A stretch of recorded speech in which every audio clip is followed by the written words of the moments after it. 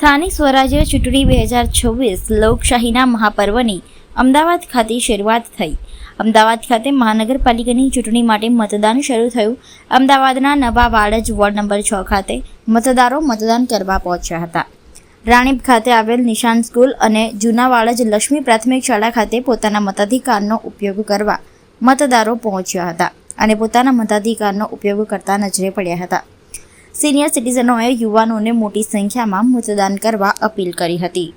સારું છે, લોકશાહી માટે જરૂરી છે અને આપણે મત આપીશું તો જ આગળ ચૂંટા છે ને એ આપણા કામ કરશે બધા ને।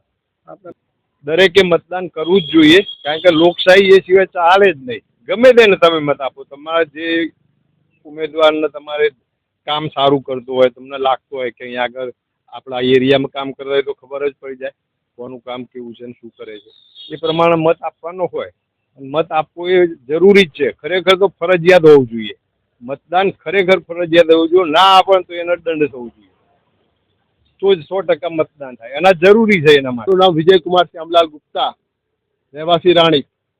મતદાન એક આપણા લોકશાહીનો બહુ મોટો પર્વ છે અને એ પર્વના આપણા ભાગીદાર છીએ અને હું માનું છું દરેકે મત આપવો જોઈએ અને વિકાસને પ્રાથમિકતા આપવી જોઈએ। આપણા દેશમાં વિકાસ બહુ જરૂરી છે અને જે વિકાસ કરે એને મત આપો।